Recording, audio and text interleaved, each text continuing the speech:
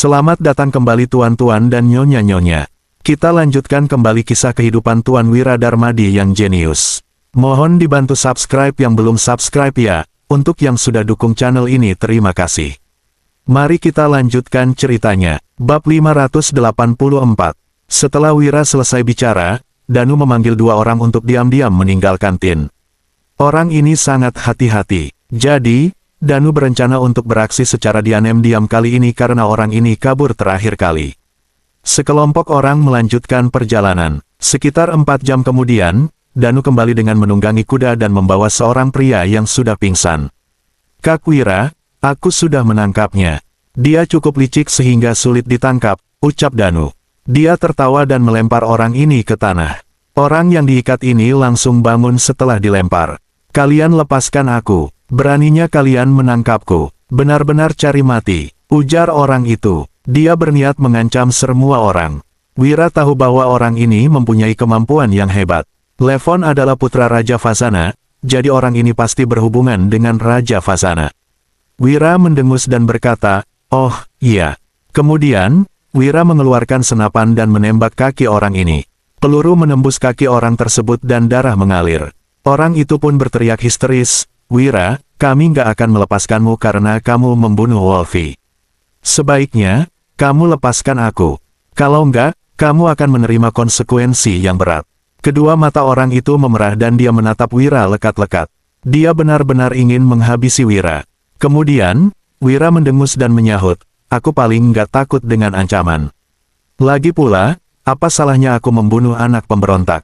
Begitu Wira melontarkan perkataan ini, orang itu seketika memelotot. Tentu saja, dia mengerti maksud ucapan Wira. Tiba-tiba, Mandra menghampiri Wira dan melirik orang ini sekilas. Mandra berbisik kepada Wira, "Kak Wira, aku kenal dengan orang ini. Namanya Abdar, dia itu pemimpin kedua dari Desa Angindra di kota pusat pemerintahan Roino." Desa Angindra merupakan markas kelompok bandit terbesar di kota pusat pemerintahan Roino dan mereka sangat hebat. Wira memang sudah menebaknya sejak awal. Bahkan, Levon yang menjadi bandit juga diinstruksikan oleh Raja Fazana. Abdar yang berniat jahat pasti sedang menunggu kesempatan.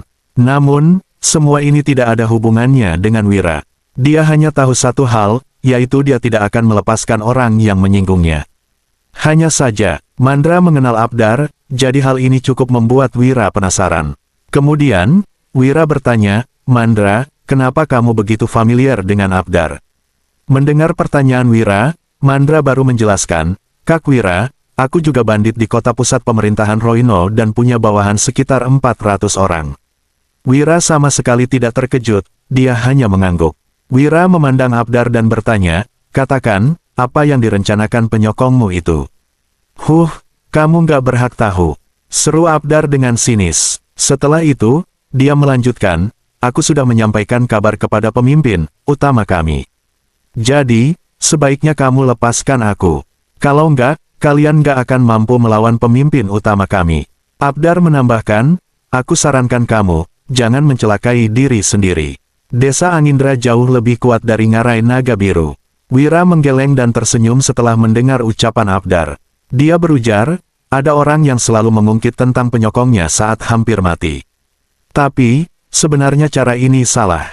Abdar tertegun, dia tidak mengerti alasan Wira berkata seperti ini. Abdar bertanya, "Apa maksudmu?" Wira menjawab dengan datar, "Maksudnya, bagaimana kamu bisa tahu aku pasti takut dengan Desa Angindra?"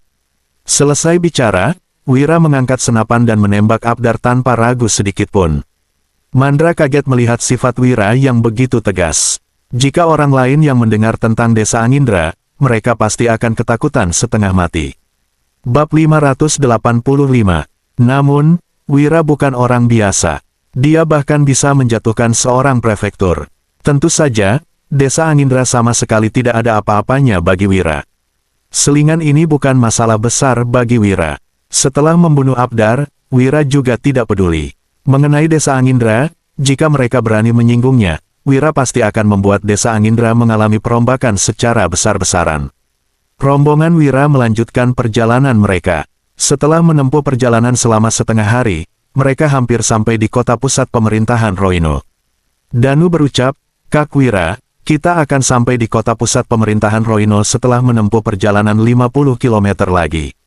Selain itu, kita cukup dekat dengan desa Angindra, jadi sebaiknya kita berhati-hati. Wira mengangguk dan rombongan mereka pun melanjutkan perjalanan. Beberapa saat yang lalu, di desa Angindra, Fawaz Ghifari yang merupakan pemimpin utama tempat ini mencibir saat membaca surat. Dia berkata, "Wira, dia membunuh Wolfi dari Ngarai Naga Biru. Beraninya dia datang ke kota pusat pemerintahan Roino, menarik sekali." Kemudian, Fawaz melanjutkan, "Abdar bilang Wira sangat kaya. Bagaimana pendapat kalian?" Dia menyipitkan matanya. Meskipun berkata seperti itu, sebenarnya Fawaz sudah yakin Wira pasti akan mati. Alasannya karena Wira sudah membunuh Levon yang merupakan anak tuannya. Beberapa pemimpin desa Angindra lain yang duduk di bawah saling bertatapan. Tiba-tiba, pemimpin ketiga desa Angindra yang bernama Haidar Malhija angkat bicara, "Kak Fawaz, Wira pasti cukup hebat karena mampu memusnahkan Ngarai Naga Biru. Kudengar, pemimpin utama Ngarai Naga Biru sudah diganti dan dia nggak berani melawan Wira. Bahkan, mereka bekerja sama dengan membayar uang jalan dan saling mendapatkan keuntungan." Haidar melanjutkan perkataannya, "Menurutku, bagaimana kalau kita juga bekerja sama dengan Wira? Bagaimanapun, Wira itu pebisnis. Seharusnya, dia nggak akan menolaknya." Namun, ada yang menentang pendapat Haidar. Pemimpin keempat yang bernama Kamaluddin Rafigi menggebrak meja dan menimpali, "Untuk apa kita bekerja sama dengannya? Memangnya uang jalan bisa sebanyak apa? Lebih baik kita tangkap Wira dan suruh dia tebus dengan uang. Setidaknya, kita bisa mendapatkan ratusan juta gabak. Uang yang kita dapatkan dari hasil pemerasan sama banyaknya dengan uang jalan yang dibayar Wira selama 10 tahun. Bukankah ini lebih menguntungkan?" Lanjut Kamaluddin. Pemimpin lain juga menyetujui saran Kamaluddin, "Benar, Kak Fawaz. Menurutku, ini juga ide bagus. Dengan begini, desa Angindra akan makin terkenal. Kalau kita bisa menghabisi Wira yang mampu membunuh bandit di Ngarai Naga Biru, bukankah semua orang akan menganggap kita hebat?" Sementara itu, Haidar tidak menyangka saudara-saudaranya ini ternyata begitu picik. Meskipun bandit di Ngarai Naga Biru tidak sehebat desa Angindra, Haidar pernah mendengar bahwa Wolfi sangat hebat dan merupakan ahli bela diri. Selain itu, bawahan Wolfi juga mempunyai kemampuan bertarung yang kuat. Namun, mereka semua malah dihabisi oleh Wira. Sudah jelas Wira bukan orang biasa. Jika berselisih dengan Wira, takutnya akan terjadi masalah besar. Saat ini, pemimpin keenam yang bernama Ehsan Lais tiba-tiba berujar, "Kak Fawaz, bagaimana kalau kita berpura-pura meminta Wira datang ke desa Angindra untuk membahas masalah kerjasama? Setelah melihat sikapnya, kita baru membuat keputusan. Bagaimana menurut kalian?" Begitu perkataan ini dilontarkan, beberapa pemimpin pun sama-sama mengangguk. Dengan demikian, mereka sudah mempersiapkan rencana cadangan. "Oke, segera turun gunung untuk menyambut Wira," perintah Fawaz. Seketika, para bandit desa Angindra pun berangkat. Kala ini, rombongan Wira kebetulan melewati jalan di desa Angindra. Danu berkata dengan ekspresi masam, "Kak Wira, ada yang mengadang di depan." Kelihatannya ada sekitar 2.000 orang. Pramana terkejut begitu mendengar ucapan Danu, lalu menimpali, "Paman Wira, mereka pasti bandit dari desa Angindra. Apa kita perlu memutar jalan?" Walaupun rombongan Wira berjumlah ratusan orang dan mempunyai kemampuan yang hebat, mereka tidak mungkin sanggup melawan kelompok bandit yang beranggotakan 2.000 orang. Namun, Wira malah tertawa dan menyahut, "Kalian cari tempat untuk istirahat dan tunggu aku di sini. Danu, kamu ikut aku." Petik 2, bab 586. Semua orang sangat panik setelah mendengar perkataan Wira. Desa Angindra adalah tempat yang berbahaya, tetapi Wira malah mau membawa Danu untuk mendatangi tempat itu. Bukankah itu sama dengan cari mati? "Kak Wira, kita sudah membunuh Abdar. Sekalipun bandit di desa Angindra nggak tahu, takutnya Abdar sudah memberitahu Fawaz kabar tentang kedatangan kita. Bagaimana kalau kamu terancam bahaya setelah pergi ke sana?" kata Mandra. Mandra adalah orang yang paling memahami desa Angindra. Fawaz juga merupakan sosok yang cukup hebat. Kalau tidak, Fawaz juga tidak mungkin mampu mengumpulkan begitu banyak bandit dan menguasai gunung. "Iya, Paman Wira, sebaiknya kita putar jalan saja. Paling-paling perjalanan kita hanya terulur beberapa hari," bujuk Pramana yang cemas. Namun, Wira malah menggeleng. Desa Angindra berbeda dengan markas bandit lain karena di dalamnya ada anggota Raja Fazana.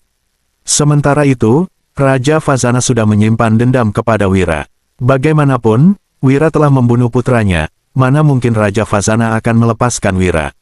Abdar sudah melaporkan kabar kedatangan Wira kepada Fawaz. Kalaupun memutar jalan, Wira tetap tidak bisa terlepas dari incaran bandit Desa Angindra. Lagi pula, Wira tidak suka menghindari masalah. Wira berusaha menenangkan semua orang, nggak masalah. Kalian cari tempat istirahat, aku akan segera kembali. Selesai bicara, Wira menunggangi kuda dan pergi bersama Danu. Mandra dan Pramana tidak tahu apa yang direncanakan Wira. Apa Wira berencana menggunakan kepandaiannya dalam berbicara untuk membujuk bandit Desa Angindra? Mereka semua adalah orang jahat, mana mungkin mereka bersedia mendengar perkataan Wira.